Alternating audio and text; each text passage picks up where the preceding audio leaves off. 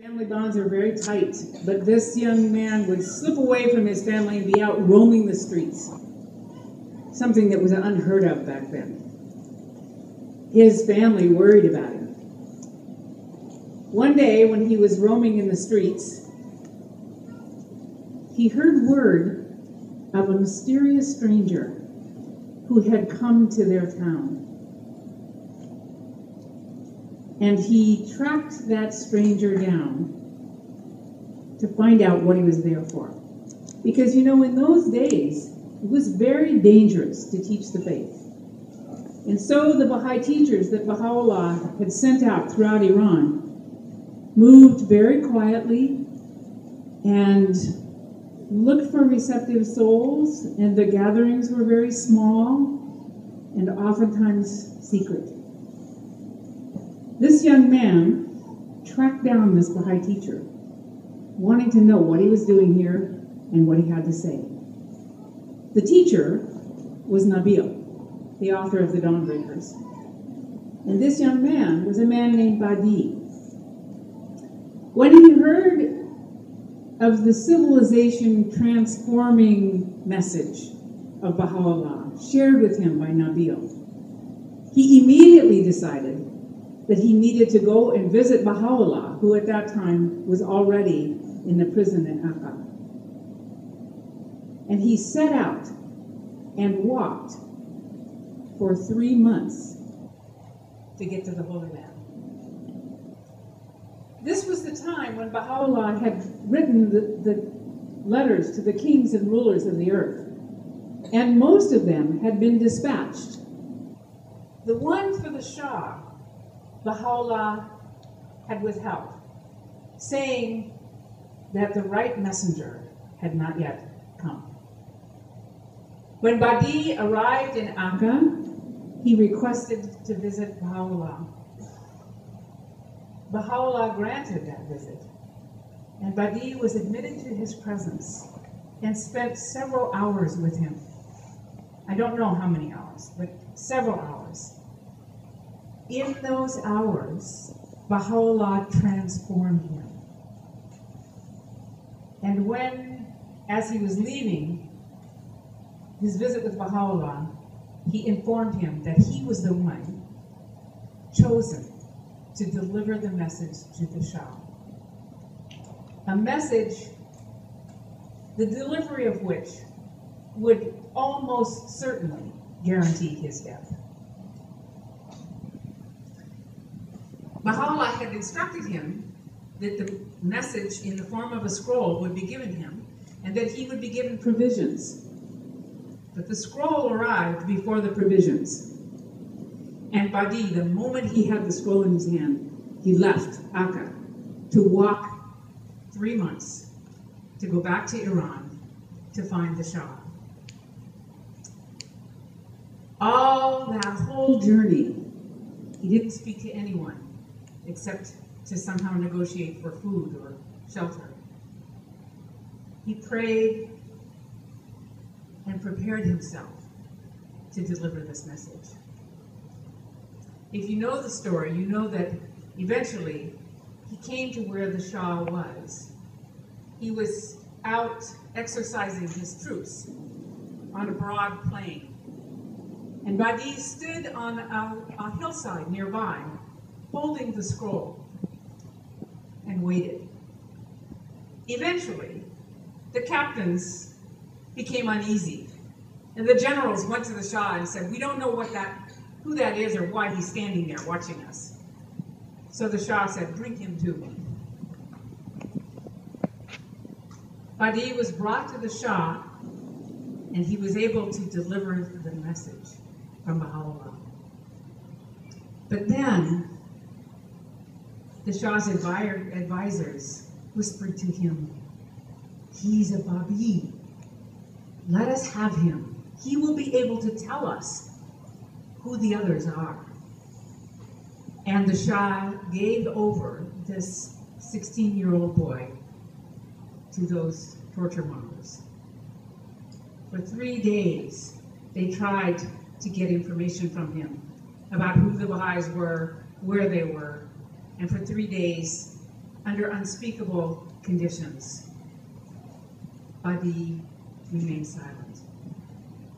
And eventually, his earthly life was snuffed out, and his radiant soul winged its flight. And he had achieved his mission. He had delivered the message Baha'u'llah had charged him to deliver. You know, a long time ago, on Friday to be exact, we all gathered here together, not having any idea that in these 3 days, the Universal House of Justice would transform us, perhaps similarly to how Baha'í's few hours with Baha'u'llah transformed him. I have heard from you that you're not the same people who arrived here. Your sense of mission has now clarified. You are understanding the community building process at a profound level. And I think you have in your hearts the same sense of dedication that Baha'í had. We're not asking you to walk home. And it's likely that your life will not be taken as you deliver the message. But you are the descendants of that dawnbreaker. And you will have the same responsibility to shoulder that Baha'í shouldered. And the House of Justice, now the head of the faith, has prepared you in these last 3 days to carry out this mission. So I want to refer you for a moment to the letter we read at the very beginning of the conference. On the second page, where they said, to follow a path of service, this is the Universal House of Justice, whatever form one's activity assumes, requires faith and tenacity. I have seen tenacity here and faith as you struggle through staying up too late, having to get up too early, trying to stay awake, because you were dedicated to trying to grasp these materials and to incorporate them into your being and to transform yourselves. That's what the House of Justice said is required.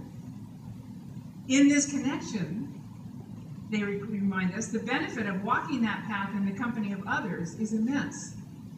I know you have experienced that as well. You came together in groups, you go home welded together, your hearts completely bonded with one another in service to Baha'u'llah. Loving fellowship has been apparent throughout this wonderful conference, hasn't it? You've experienced, many of you have said you've experienced loving fellowship to a height you've never had before. Mutual encouragement. We've seen that too, haven't we? In all of the various things you've done, including when someone fell off the stage and someone shouted out mutual encouragement. You have that sense of working together. I've seen it, you've seen it. And willingness to learn together are natural properties of any group of youth sincerely striving for the same ends, and should also characterize those essential relationships that bind together the components of society. You know, when we read those words at the beginning of the conference, I don't think we had any idea that it would feel like this now. All of us feel so blessed to have had this experience. And perhaps we feel partnered with Baha'í, who also experienced the transformation in order to be able to serve Baha'u'llah. In closing, I want to remind you what the National Spiritual Assembly said to you in its opening remarks, because they're still true. They said, there is much for you to learn. There are new heights for you to reach in these crucial years. And your National Spiritual Assembly is committed to learning with you and to supporting you to the utmost degree. Above all, we are supremely confident that you will make your full contribution in carrying forward an ever-advancing civilization.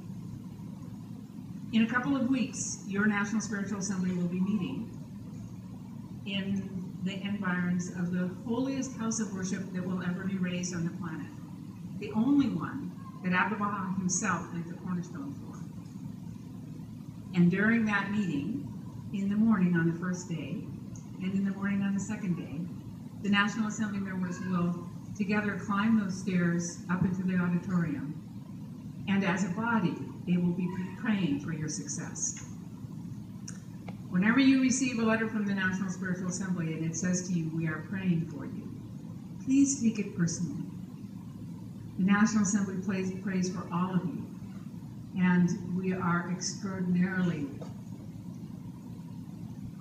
hopeful and confident in what you will do when you leave. So we won't just pray for you at this meeting. We will continue our prayers for you in the next months and years as your service unfolds and the numbers growing with you turn from the hundreds that are here to thousands of your friends and soon-to-be friends as they join you. The National Spiritual Assembly has your back. Thank you.